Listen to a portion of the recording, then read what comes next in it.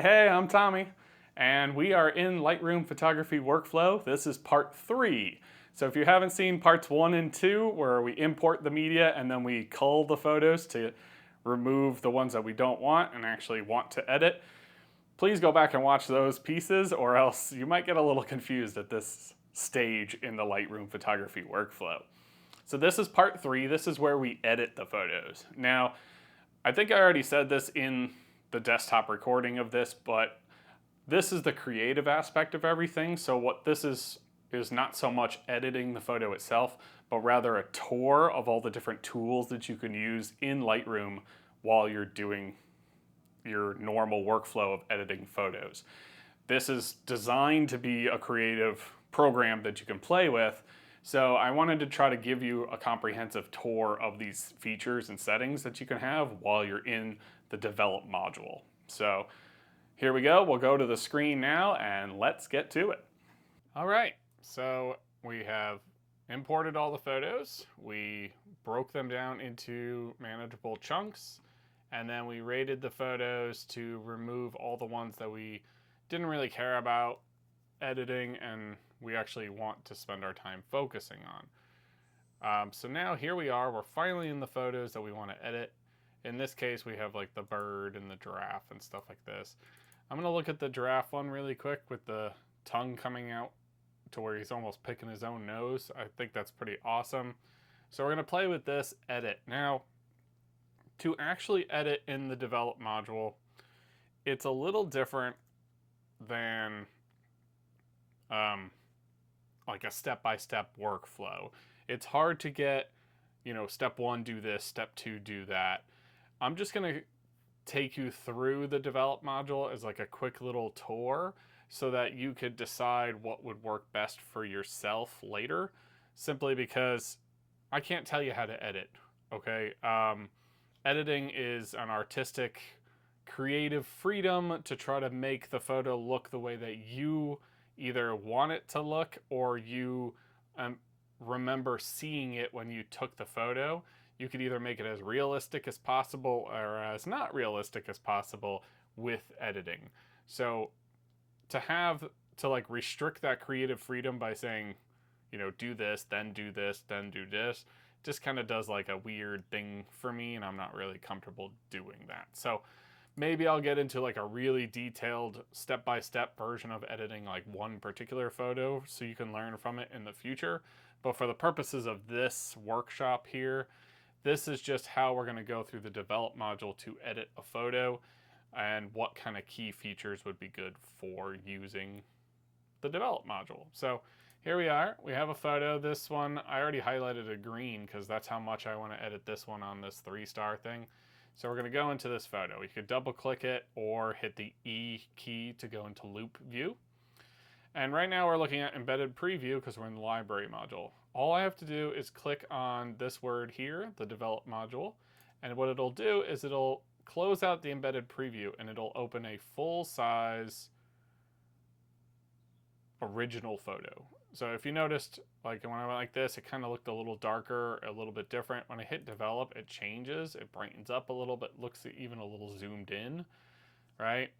You get your resolution dimensions here and stuff. If you hit the I key, you can change that and see what other stuff that you did at the time to get this shot, or take it away completely if you want more space.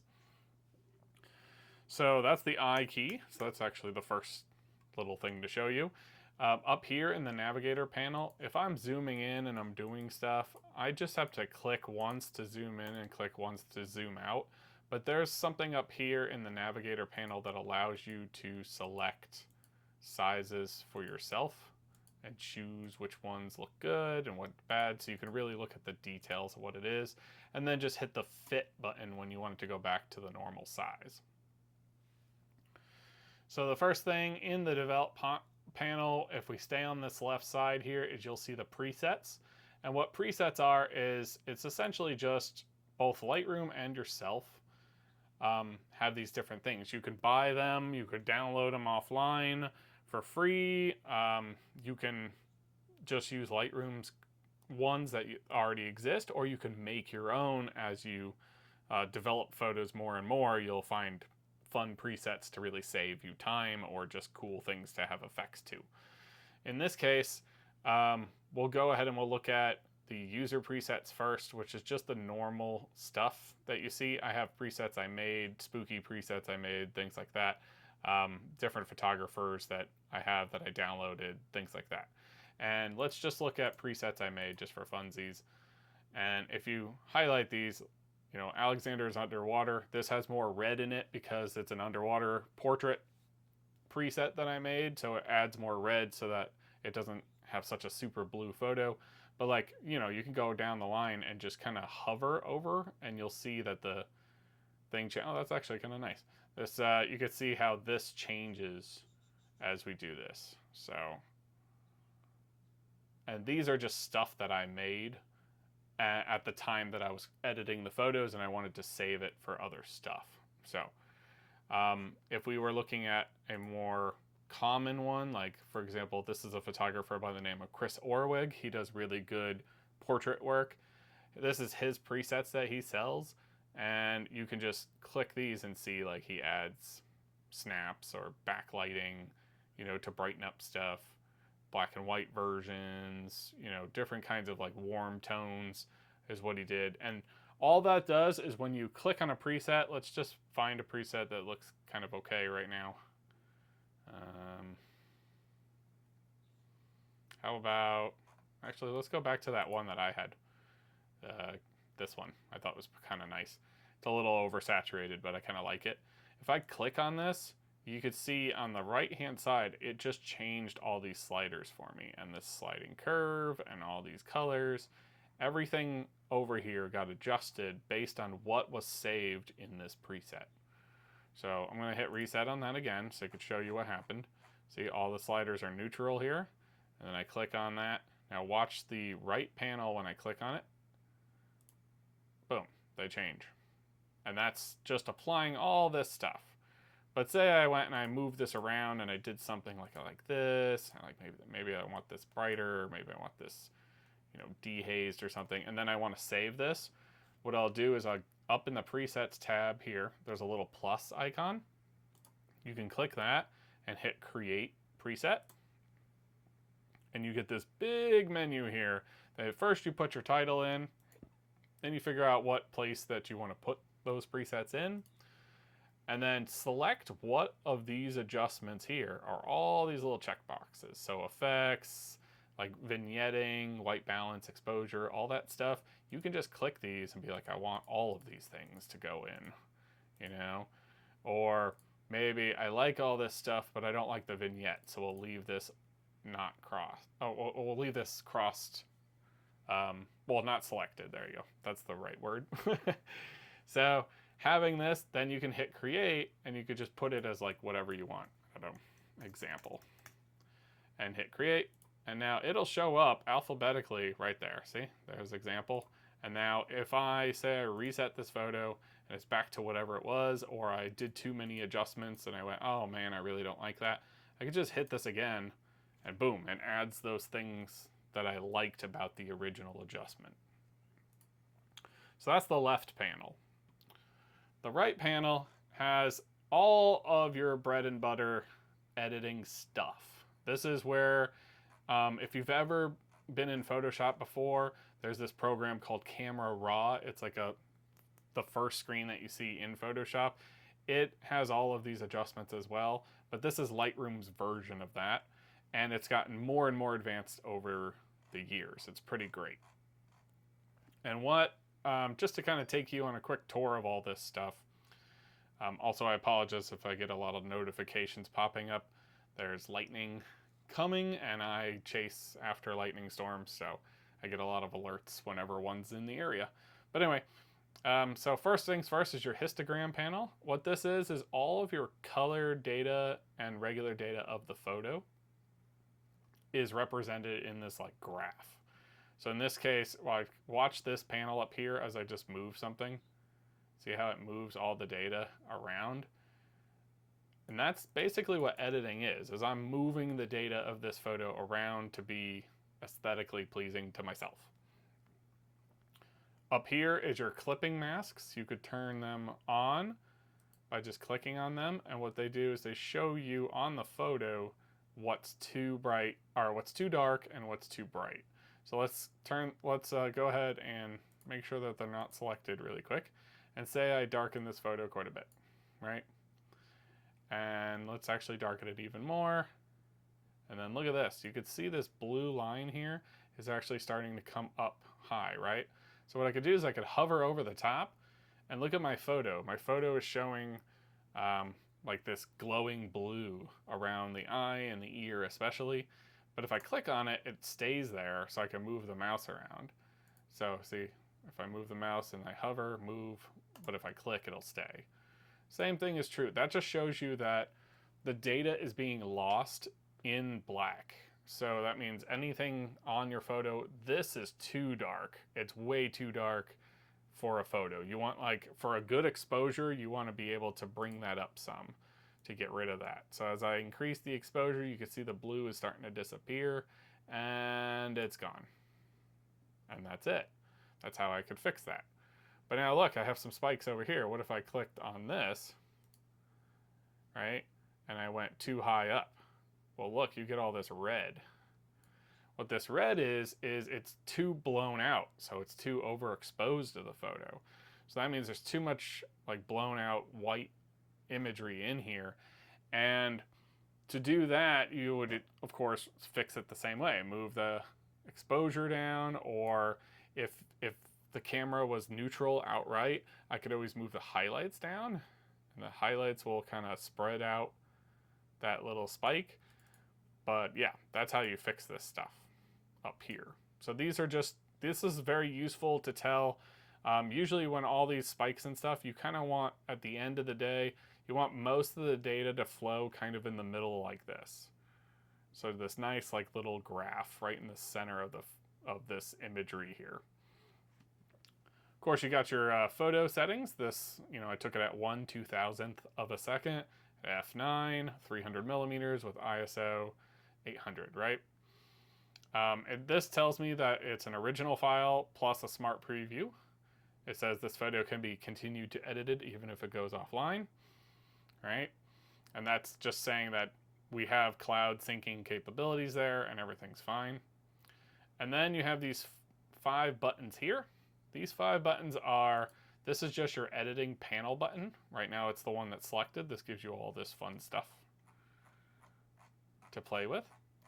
You also have this one, which you'll be using a lot. This is your crop overlay tool. You can hit the R key to get there really quickly, right? R is on cropping, R is off cropping. But you could also just click there to do the same thing. And what that does is it just crops. And then when you, like say you want this area of the photo, once I moved the little like sliders on the corners or on the walls, you can just play with that. You can also come over here where this little lock icon is and see where it says original, hit that, and you have different preset dimensions that things like, for example, 1:1 for that Instagram photo box, right? So now that's what you're going to crop at. Or the 4:5 is like a normal vertical format. Actually, I think Instagram uses this one as well. 8.5 by 11 is like what a lot of magazines use. 5:7, same thing, a lot of magazines use it. It's kind of like a deliverable kind of photo size. And then the 2:3, 4:6, that's the actual dimensions of your sensor on your camera. So this is like how you normally, when you first see a photo, it's in the 2:3 format. If you notice my crop right now is vertical, I could toggle between vertical and horizontal by simply hitting the X key. See?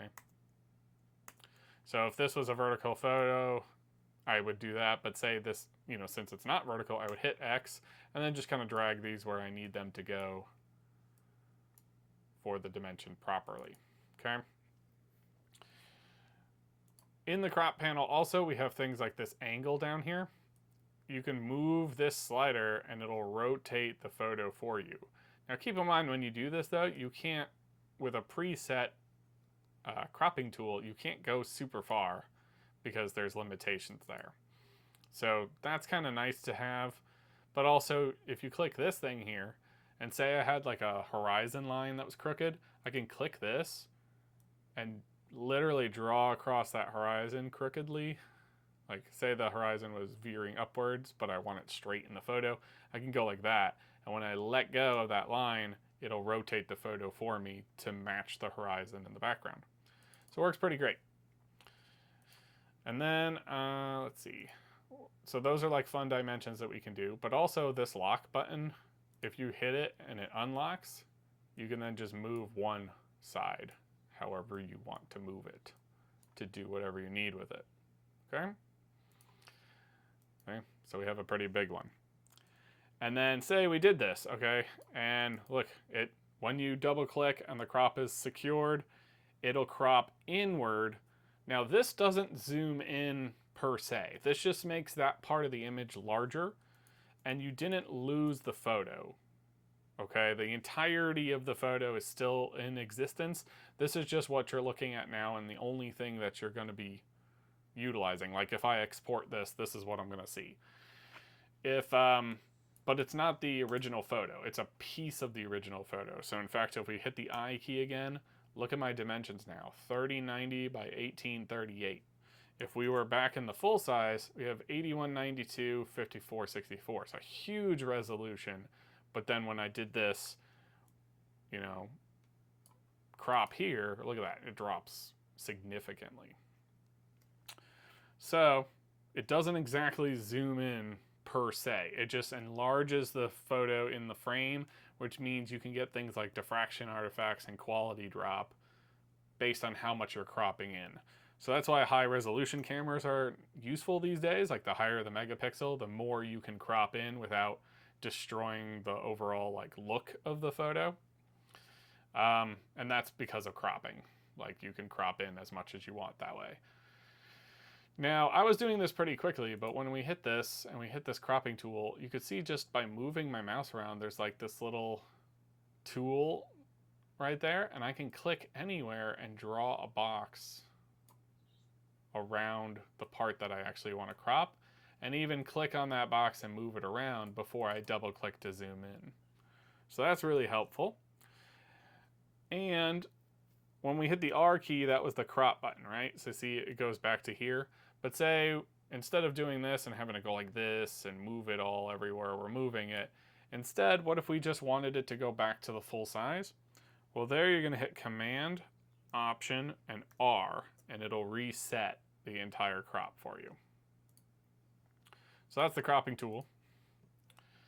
The next step is the masking tool, is I guess the best way to call this. It's a little band-aid icon, and there's 3 different options that you can do. The first one is an eraser. So wherever I click, here, let's zoom in with Command and the plus sign. And that zooms in on the photo without actually cropping it. It just zooms in and out. So this is plus, this is minus.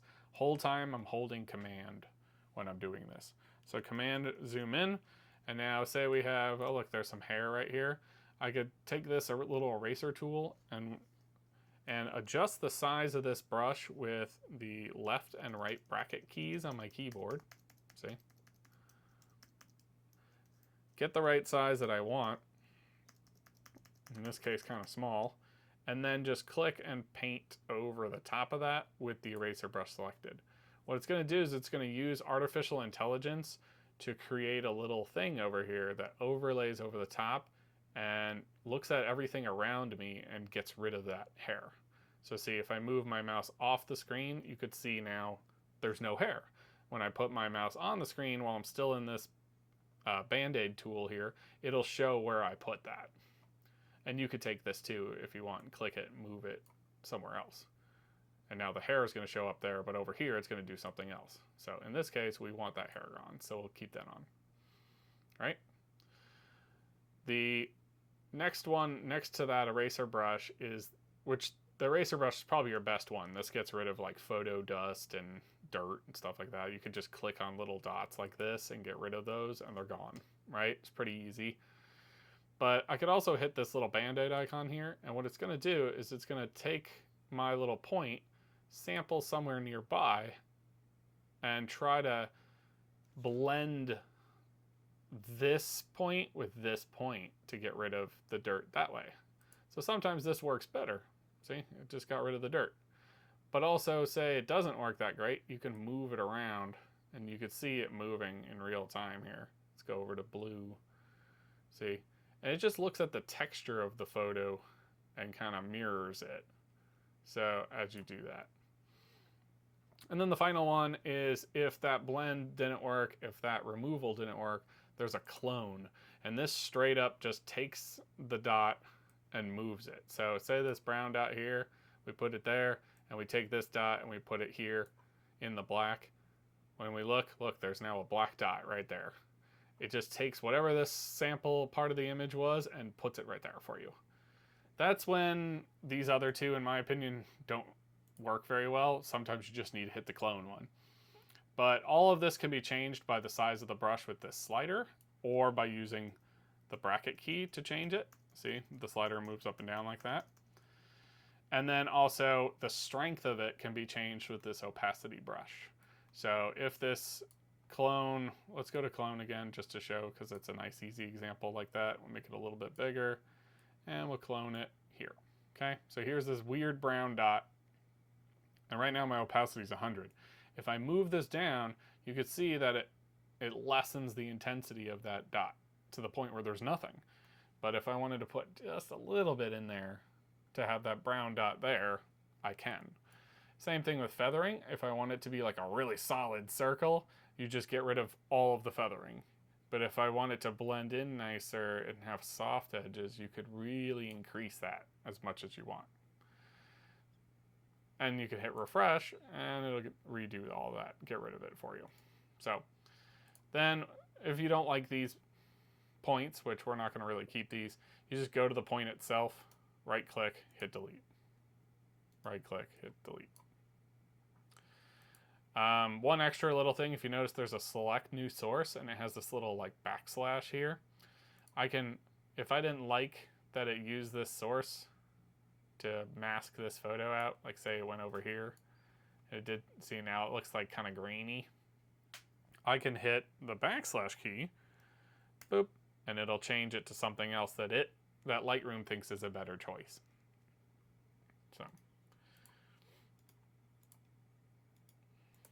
So that's all that in the healing. Now when this panel's on, as you do stuff, look at my mouse. It's got this like little circle with a crosshair on it.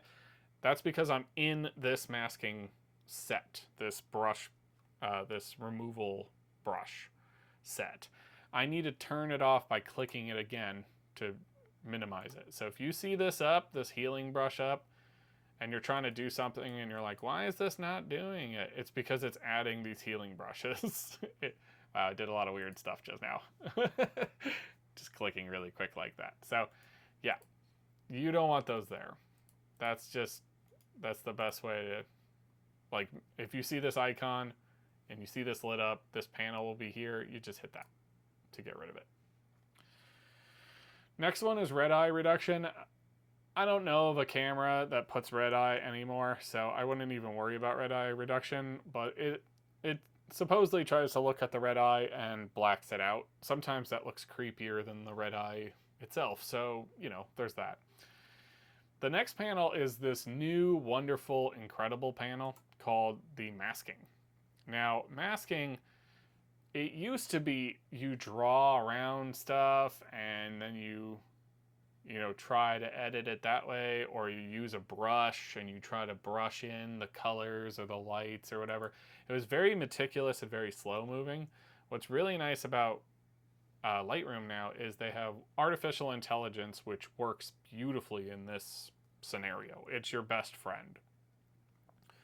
What you could do is you can auto select the subject if this thing has a subject. In this case, it's a giraffe head. We just click it and it'll select and create a mask for me. So now it is perfectly selected in a much better job than I can do all the details of this giraffe that it thinks are relevant for the adjustment that I'm going to make.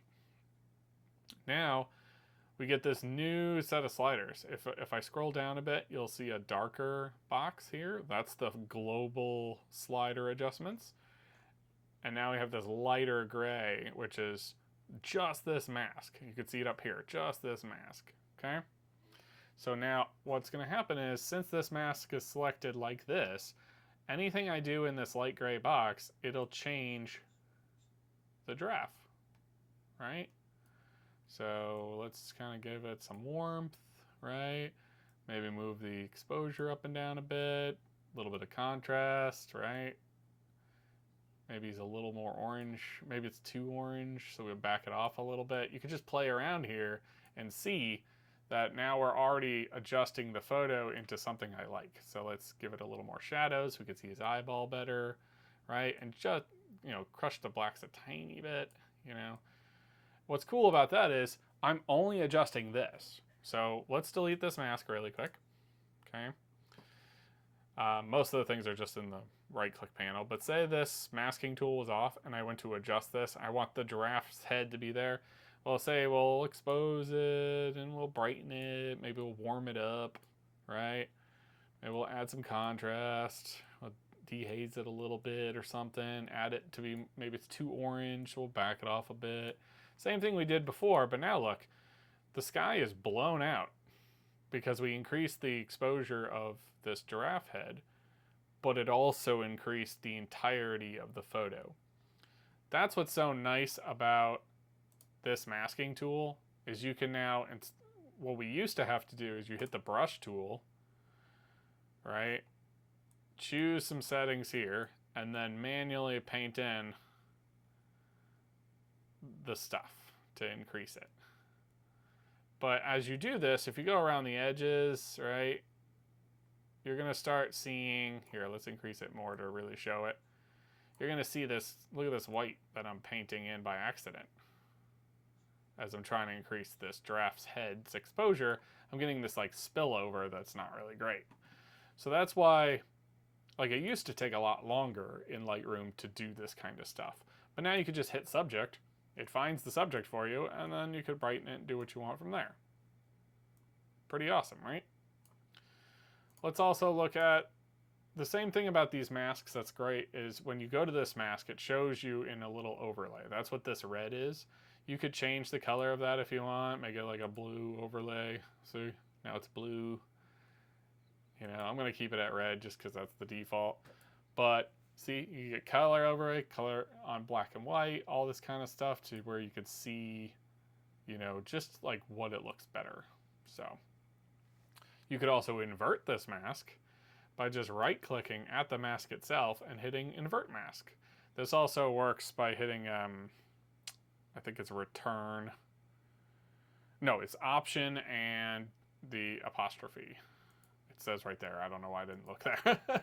So if you hit option and you hold the option key and then you hit the apostrophe, it should reverse the mask when you have it selected, which I did not have it selected. There we go. So I have it selected, and what it'll do is it'll invert the mask. Boop. Now the mask has selected everything in the background and not the subject at hand.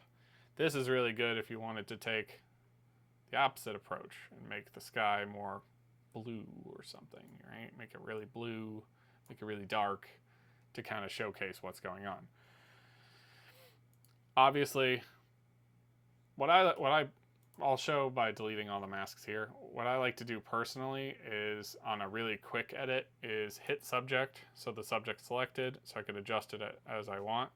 Then create another mask and just hit subject again, and then invert that. And then I could adjust it this way. So then I have control of both the giraffe's head and the sky in the background as I do this. I'll go ahead and delete those. There's a lot of masks, right? There's tons of masks. You could select just the sky and it'll detect the sky with artificial intelligence and select that for you. There's a background where it'll do kind of the same thing, at least for this photo, kind of the same thing, but if you're in like a studio and you want to get rid of the background, you can cut out the subject that way. There's this wonderful thing called objects here. And what objects is it's essentially a brush like before, but you could just brush roughly around the spot that you want to select, and then artificial intelligence will fill it in for you and be like, oh, this is what you selected. So that's really cool to be more specific on what you're selecting, so you don't necessarily have to have a subject. Brush we just saw is where you manually paint in all that stuff, all the settings for yourself. Linear gradient is you kind of collect where you want to be on a side and you pull, and as you see, it just increases the intensity. So it's dark red here and it goes all the way to light red. What happens is when I make that adjustment, it'll be the strongest in that dark red and just fade into nothing.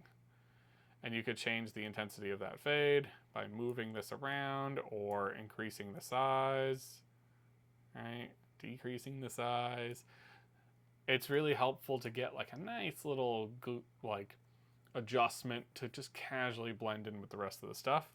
Same thing with radial gradient. When I hit radial gradient, I draw an oval. And it's the same thing as the linear gradient. The intensity, though, is in the middle now, and it comes out on the sides. And you could change the size of this circle on the inside, or the size of this circle on the outside, or even grab this other one and rotate it to do whatever you need to do there. So masks are incredibly helpful. There's even a color range mask that's beautiful and a luminance range mask. If I hit color range, it just gives me this little eyedropper tool. I can just come over and be like, I want everything that's this dark brown. How about this dark brown to be selected as a mask? Click it, and then boom, it selects anything that it found that had a relative range of that brown. And I can come up here and then refine it based on what it wants. I guess it's saw it as blue, but I can make it less, and now look, now it's all the spots on the giraffe that I could just adjust them individually, which is pretty cool. It put a little more than I wanted, but you get the idea. Same thing with luminance range. It just looks at the brightest spot or the darkest spot. Say I want only the bright spots to be selected. It selects the brightest things there and blends it nicely so I could play with it and get this like funky giraffe, bah, bah, bah, So fun ways of changing to be more refined in how you're going to select a mask. Now keep in mind, when we select a mask, it's a mask. There's nothing permanent about it. We can move it as much as we want. We could adjust it as much as you want. Even when you click this, there's an add and subtract. Say it forgot, or say I don't want these horns in the shot, right? I could hit the subtract and then choose again, maybe objects, and say this object here, I don't want to be part of my mask. And it'll think about it and remove it for you, right? So that's pretty cool. This little eyeball toggles the view of it, whether or not you want to see it or not. So you have a full creative freedom of playing with your settings in this top panel. And then whenever you want to turn it off, you just turn it off by hitting that button to stop it. So those buttons are like a full freedom of creativity to play with whatever you want. And I know this is going to be a pretty long-winded one, even giving you just a tour of everything. But then we have the different panels. Now the different panels, we'll actually minimize all of them just to show it like this. And we'll try to go through these nice and easily. But to edit the photo here, we have the basic panel. This is what you're going to play with the most, I think. Aside from those buttons that are up at the top that are really helpful, you're going to play with this basic panel. The basic panel has things like this profiling, which if you click this, it's kind of like, we'll go into browse, right? And it's kind of like a filter. Like if you've ever been on Instagram or anything like that, it's a photo filter. And you click on these, and what it does is it like permanently applies just like a different color alteration to your photo. So you find what looks the most natural, and that kind of and it's because, the color science of a photo, of a raw file is varied, and Adobe is going to do its best work to try to make you have what you want, like the actual color originality. So like in the case of landscape, this makes, for me, camera matching landscape works really well for this photo, in my opinion. The giraffe is nice and orange, the sky is nice and blue. If I increase this, I don't really hurt my sky as much while I still get this to be adjusted. Helps skip over the mask task if I really wanted to. So that's the first thing I always like to do before anything is this profile change. And the reason behind that is if I were to edit stuff and then did the profile change, I'm applying a filter on top of the edits that I did, which could work, but also could mess up your photo in a way you don't like. Next up, we have the temperature area of the basic panel. And this just adjusts the overall temperature of a photo. Shooting in Lightroom RAW, like shooting with RAW, you have the full freedom and flexibility to change the temperature. So you can make it as cold, which is blue, or as warm, which is orange, as you want with this slider here. You also have the option to make it as magenta as you want, or as green as you want. Usually this panel, you're going to go as small as possible. There's also a quick little shortcut. If you click on this eyedropper here, and you find something that looks white or neutral gray, and you click there, it'll try to automatically change the white balance for you to balance out the photo how Lightroom thinks it's going to be. Most of the time, you can do that with like a gray piece of paper, or they actually sell gray cards, so you can get the color to be as accurate as possible from when you saw it wherever you were. So that's what the white balance is all about. You also have the tonal panels, which the tone panels are this is where I was playing around earlier, and you can brighten the photo, darken the photo, you can add contrast, make it like more crunchy, make it less crunchy. Highlights are going to control your brightness of the photo, like how vibrantly bright it is. Shadows are how vibrantly dark it is. Whites are just going to kind of change the intensity of what white looks like to you in the photo. Black is going to kind of add more, almost like a 3D pop to it, or brighten it up more so you could see more details, right?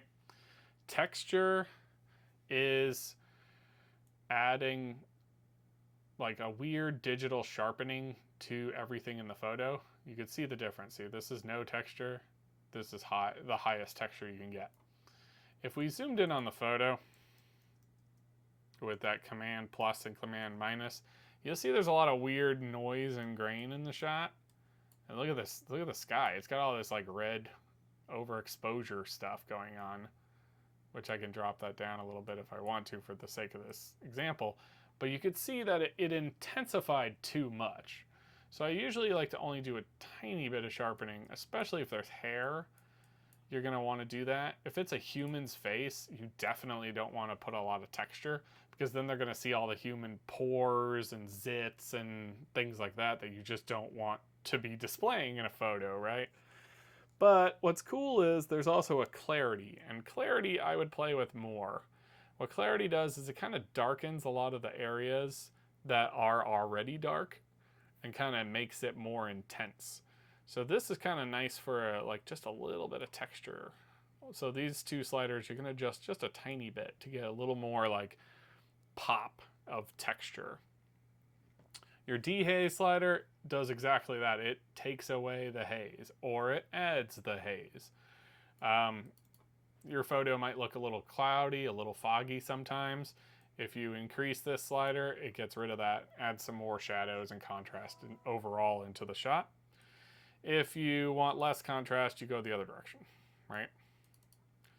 Then you got vibrance, which just increases the intensity of the color that exists. And saturation adds like a whole heavy duty amount of color to it. So I would say out of the two sliders, I would do a little bit of saturation and more vibrance to get a photo in this case. Okay.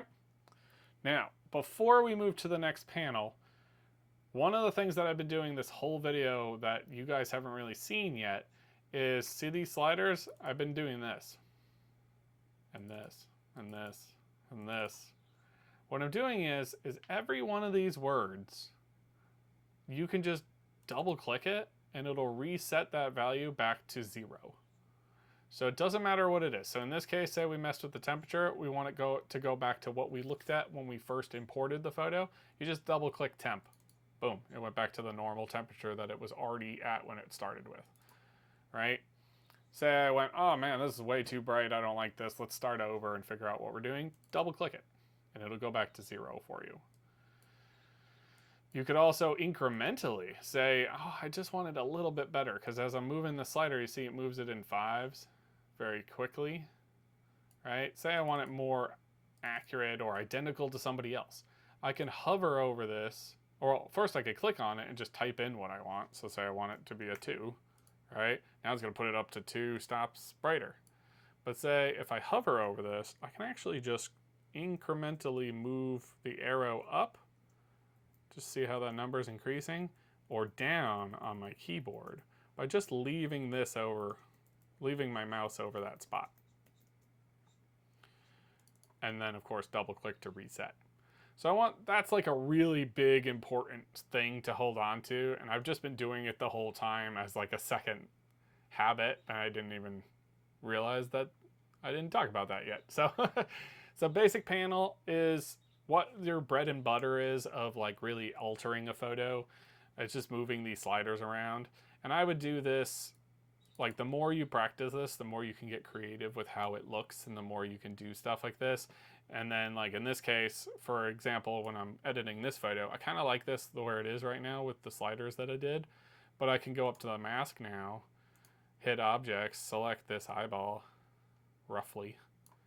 It sees it, realizes that's the eye, and then I could brighten the shadow slider for that mask. And now I have a brighter eye individually in this whole thing. So that's pretty cool.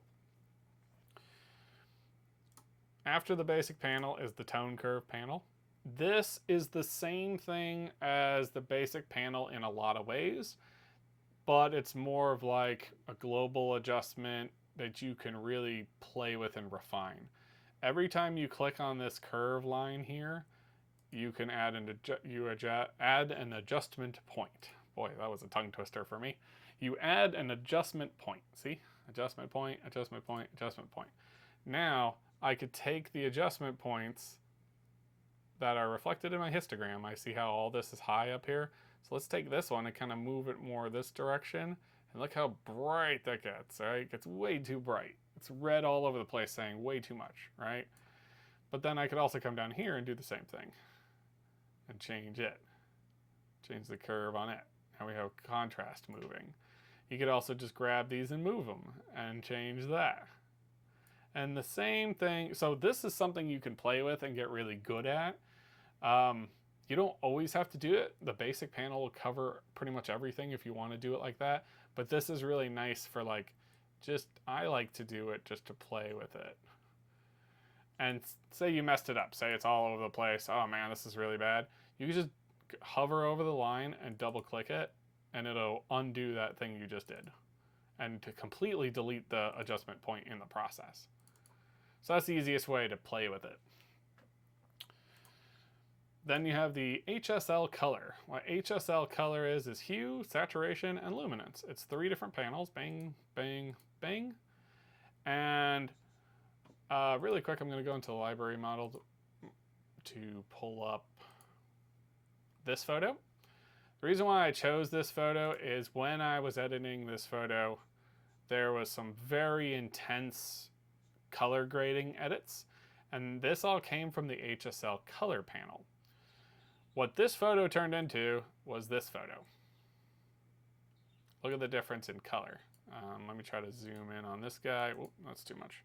Let's just zoom in a little bit on this one. That's probably the best way to show you. Look at the difference in coloring. All of this here, this is the final image that I eventually finished building for this one, came through Lightroom sliders, and as it went through the sliders, we were able to edit all these fun colors and put all these different, extreme examples in right here in this set of panels. This panel and this next panel that we'll go into after. So you could see the power of Lightroom editing and how much it can really make a difference as you go through this stuff. So I'll even flash up a couple of the exposures for that on the screen here right now on how I wound up getting this one. I don't know how long I gotta wait for this, but because I'm gonna do it in post. But yeah, these little quick examples are just to show you all the sliders that went down to get this photo to look these kind of colors. So HSL is powerful, okay? You could change the reds in however you want. See, I put a lot of pink in there. This one has a lot of orange in there, right? Same thing with, say we go to blues. Oh look, the blues now look more aqua, you know, or more purple. Look how fast that changes, just moving them drastically back and forth, right? Purples and magentas, you play with that. That one did nothing. Okay, so what about the purple? Oh look, purple showing up a little more. We have more purple showing. That's cool. But we can make that look more blue if we wanted to. We could always double click to say, no, I changed my mind, you know? So this is what's cool about this. I noticed with, when you're looking at trees and plants, the hue yellow, if you increase it, it looks more green. So like you look in the background here, this is all green now. Watch when I move this. Now it's more orange. So you get more of like a fall vibe with the colors. That's what I did back here. You can see it's kind of dark and more orange. That's playing with the hue yellows. Then there's saturation, which is kind of like that basic panel saturation, but this works on a global scale. This works on a color by color scale. So we just say reds. See, look how red that went, right? Or we say purple. Look how purple that gets, you know? Green, look how green. There's not very much green. Orange, oh look at that, lots of orange, see? So you could just play with that as much as we want. When we're doing this too, there's also this little button here. It is a tiny little button, okay? It's on the hue, it's on the luminance, and it's on the saturation. When you click this, you can go over somewhere. See, now I have that icon that just kind of got attached to my mouse. We could find a color. Here's a purple. Let's click on that purple and then either increase it to get more purple into the photo or decrease it to get less purple in the photo. What's cool about that is that just moves these sliders for you by hand. So in this case, there was a lot of purple, but there was also a lot of blue. So look, both blue went up and both of them went down. Whereas on hue, nothing really changed. Luminance, nothing really changed because I moved the saturation of this thing. You click that again to turn it off. We could go ahead and reset that. And then the final one is luminance. Luminance just takes those colors and either brightens them up or darkens them. See the difference? Where's the purple on that one? Purple seems to be working really well for this example. Same thing with orange. Orange does that too. Really bright, really dark, really bright, really dark. Okay? So that's the power of the HSL color. Now that makes it for specific colors. If we were to say, I don't know, put a mask in of her face, right? We don't get that very much. We don't get that as much. You can still play in here. So this is the light gray. You see you don't have the HSL as vivid, right? Because HSL is in the dark gray stuff. In the light gray panel, that's all that's being applied to this mask. The only things we can really play with is this color here, or we can come here and go into our curves panel, which is why I say play with your curves. And look, you have red, you have green, you have blue, and you could just put more yellow, put more blue, right? Didn't like that, double click it to stop. Put more magenta, put more green, didn't like that, put that to stop, etc., etc., to adjust them. So there is a way of adjusting color just in those little sections if you really want to. But that's basically what you're going to get. Okay? Then there's this global color grading, and this is its own color grading that plays along kind of similar to video editing. If this is my midtones, this is my shadows, and this is my highlights. And it'll play with all three of these, or I could just individually hit shadows only, midtones only, highlights only, or just a global adjustment of everything. This is for all three. Quick reference, this is just for the one, right? And then this is for the entire photo. What's cool about this is I could take any point on here and just move it around, and look what happens to my photo as I move it around the color wheel. Played with all different directions. And double click to reset it. All the way around. This is playing with just my shadows here. Pretty neat. Okay, double click to reset, because we're not going to do that. And then highlights. I say I want my brightest parts to be green. Now we have green smoke. Very neat, right? Or maybe I want a pink smoke, or a purple smoke. I mean, I know gender reveals are pretty popular, right? So I could put a very pink one there for it's a girl, or a very blue one for it's a boy, you know? So I could do stuff like that if I want to. Down here it blends those colors, all three of these colors together nicely, and there's a balance as well. So I recommend playing with these. So like say we went like this, and we went like this, and we went like this, and now we have all three of the things, you know, we could blend them together to make them kind of mesh better than what we had originally for the color.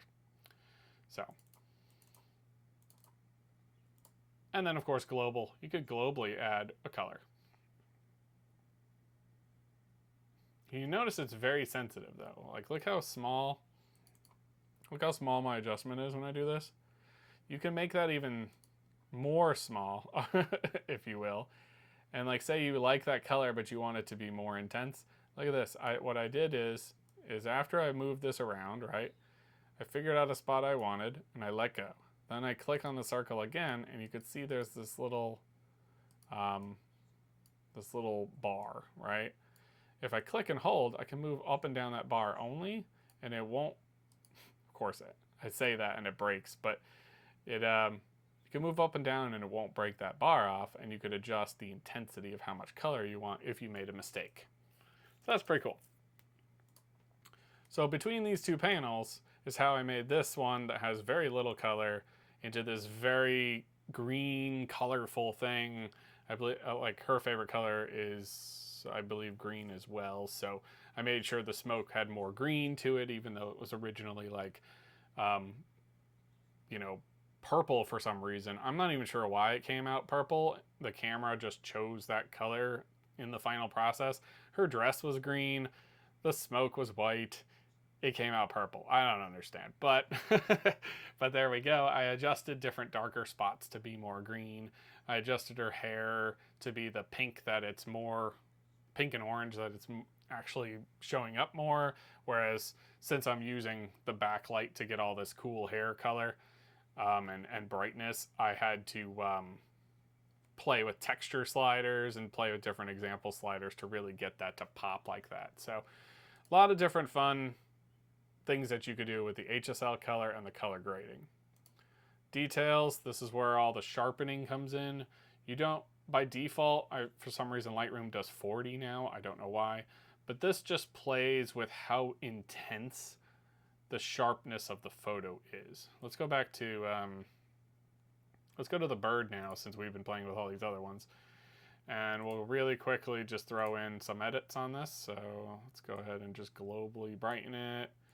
Maybe a little bit of contrast to counterbalance that. This still seems like it's not doing great, so I'll go ahead and get a mask and kind of make it brighter on this. Ooh, that's way too bright, but that should be good for the example. And kind of make it more blue, because that's the reflection of the color that was showing up. This beak is pretty bright, so we'll drop the highlights a little bit. And there we go.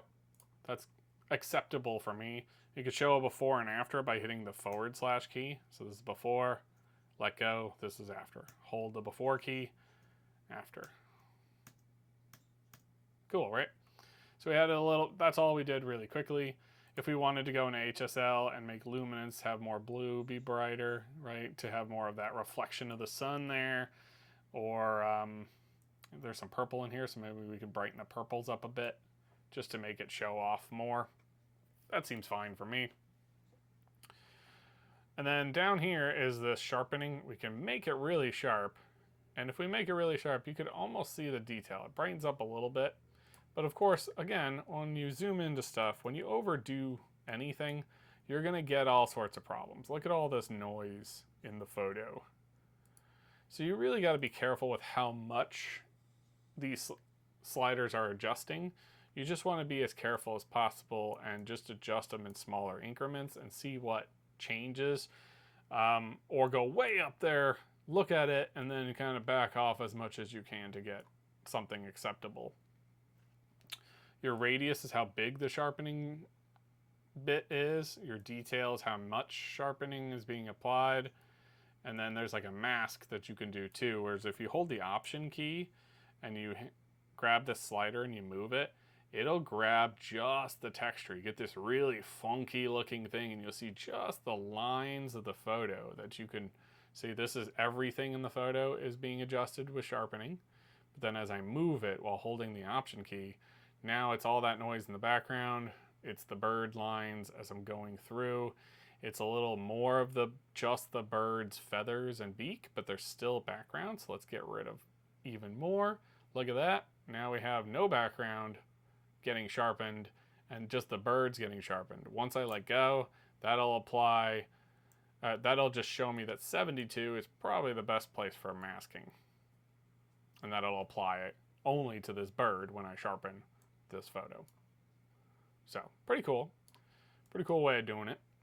Luminance is your very basic getting rid of the noise slider. You can see there's some noise there and now it's gone. This can make your photo really soft looking. See, the beak is like lost its focus. Whereas if I get rid of all of that, now it's really sharp, but noisy. So that's really helpful. This does that with color, so it'll smooth out the color noise in your photo. Sometimes your noise doesn't look like little black dots, it looks like little different colored dots. That's what this does, is it smooths that out. And then that's the basics in the detail panel. There's this new artificial intelligence thing called denoise. It only works with your original RAW files and DNG files, and it'll make a DNG copy by clicking on this button here. It'll open up the photo in a little denoise panel, and this thing is fantastic. It alters the photo for you by removing the noise, but it also sharpens the photo for you a little bit, and based on how much intensity, it'll take a noisy photo and just smooth it out beautifully. I'm not going to show an example like that because it could take up to like a minute because it is pretty slow to do, but definitely employ artificial intelligence denoise from Lightroom into your system, because all of this noise back here will, let me just show you a quick little drop clarity, drop texture, and we'll draw a little line right here. So I don't know if YouTube's going to show this very well, but this has noise, and then there's like this nice smooth dot right there, right? That smooth dot, imagine your entire photo being perfectly smoothed out, but the bird being tack sharp the whole way through. That's what this beautiful button does now. So definitely employ that if you can. All right, so now we're at a point where we are in the lens corrections. What lens correction is every camera has like a little profile that Adobe, if Adobe could put it in. And all it is when you enable the profile correction, it'll digitally change the photo for you by seeing what model you have. If for whatever reason it doesn't auto detect that lens, you can choose from many manufacturers and then what model it is. And it'll adjust the photo accordingly. It's not super important. In fact, even if you want, you could choose some random one and then just mess with the barrel distortion. Sorry. By moving that slider around, also you double click to reset, or the vignette, which is the darkening and lightening of the edges. All right.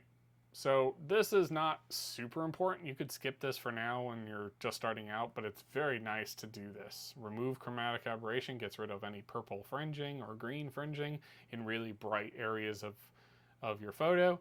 And then the enable profile corrections is this little lens profile thing I just said. Transforming, this gets kind of crazy, but transforming allows you to change the dimension by stretching it different ways, or rotating the whole photo, which you can do in the crop panel if you want to, or squishing it, pulling it.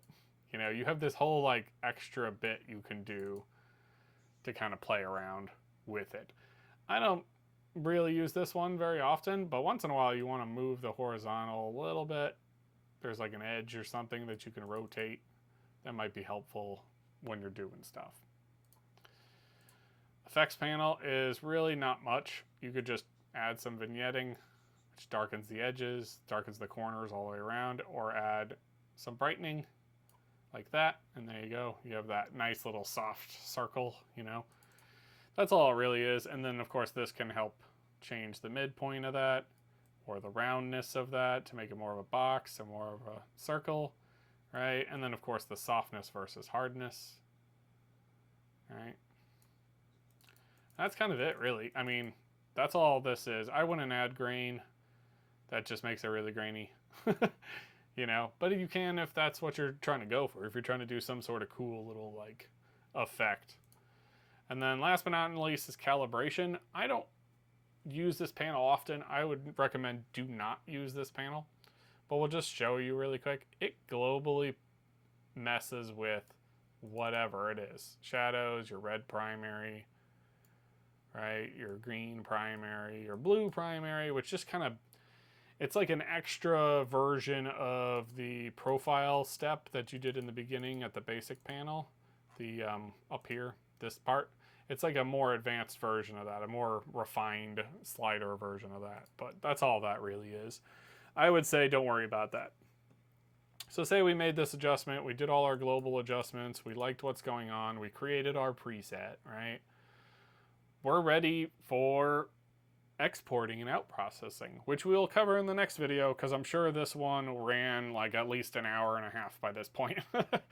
I tried to be as fast as I could to give you a tour of this, but there's a lot in Lightroom and it's really helpful and it's really useful. We can go through all sorts of examples, like for example, that artificial intelligence I did. These adaptive ones are that. You could say adaptive, I don't know, adaptive subject. Look, there's a pop. There's a warm pop, you know. Say we'll do cool soft, right? And now applied that. If you looked at my mask, it applied it. It made its own artificial intelligent mask, selected it for you, and adjusted it for you. See, if you look in this panel, there's my adjustment, -20. That's pretty great, right? You can do whatever you feel like in Lightroom, and everything is non-destructive. So whatever I do, if I royally mess this up and I really don't like what's going on, I can just hit this reset button and it's done. It's back to where when I first imported it and culled it. And I could go back and do what I was doing. I could also hit this preset and be like, I don't really like that one. Let's go to this one. And now that one happened. Oh, I don't like any of them. Reset it. So it's pretty great. Lightroom has this really wonderful, like, between artificial intelligence masking, the basic editing panel, these HSL color panels down here. Those are like the three main things that you're going to use. You're also going to probably use the crop to get wherever you want. And you're going to use the like little masking tools to play with there. So that is as fast as I could say in the stuff here. You know, as you see, it's a lot. There's a lot going on. There's a lot to do to edit photos. There's a lot to do to process. And that's why I said it's your full creative freedom. You can get as intense as this photo here, which is just like a ton of coloring, a ton of different like sharpening tools and masking tools to get different things to work perfectly, and the healing tools and things like that to get it to all be this photo. Or you could just simply, here's a picture of a bird, increase it, maybe increase this and increase that, and we're done with the photo. We could do it like that as well. You have full freedom to do whatever you want in the develop module, and that's why this was more of just a tour of that, giving you an example of the potential and possible items that you can do in here. And then now we can move on to out processing these finished photos, which we'll probably, you know what, we'll probably do the star rating in the next one as well. But say I finished editing this photo, I will give it a 5, saying I'm done with it. That setting rating to 5 stars says I'm finished editing this photo, it is completed. This 3 means I still gotta go and do it. If I, what a 4 star for me is if I went to Photoshop or I went to Topaz or I went to some other program and then it circled back into Lightroom again at the end of those adjustments, I will then give it a 4 for the Lightroom copy of it, and then the next photo will be the 5, that's the finished processed one from Photoshop. So that's how I like to do these ratings. So in this case, 5 is the most common used. It's when it's finished with the photo. But yeah, we'll probably say that again when we out process in the next video. But that's it for me. That's everything in as fast as I could for this develop module. It's a lot. I know it's a lot. But I really just want to say that there's several things you can play with here.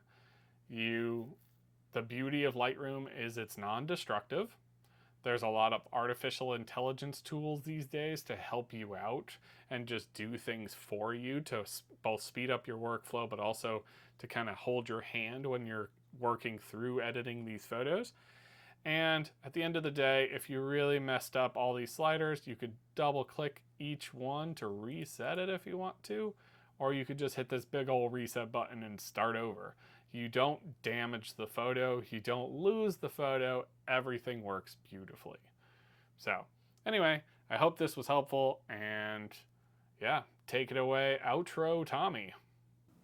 And that's it. So this section of the Lightroom photography workflow is pretty detailed, but I hope you enjoyed it anyway. Take a lot of notes, kind of absorb this, and then we'll continue on with the next part in the Lightroom photography workflow in the next video that I post up.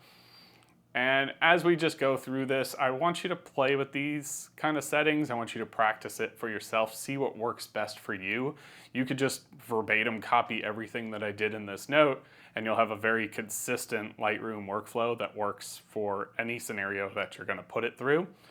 But you could also just take samples of this as you want and put it into your own method that may be even faster than what I'm doing. Once you get the hang of all this, it is definitely something that works very tried and true, very fast, very efficient, to where you could always find a photo and you can always recover your files if anything should go wrong. So that's kind of it for this. We'll see you in the next video. If you did get anything out of this, by all means, leave a like, drop a comment, maybe ask me more questions in the comments below, and I could answer them either in future videos or just in the comment section right here. And I hope you got something out of this. There will be a lot more parts to this Lightroom photography workflow, and then even after this series, we're gonna do a deep dive into everything. So go ahead and hit that subscribe button if you wanna see more content like this. Also, if you want to see anything that I do on the outside with this Lightroom photography workflow, go ahead and follow any of these Instagram pages right here. I have a portrait one, a nature one, and a aircraft photography one. Since they're so consistently posted, I made 3 Instagrams for them. And then also I have a website, which I'll put at the bottom of the screen right here. So feel free to come say hi, give me a follow, whatever you want to do. And I will see you in the next section of our Lightroom photography workflow.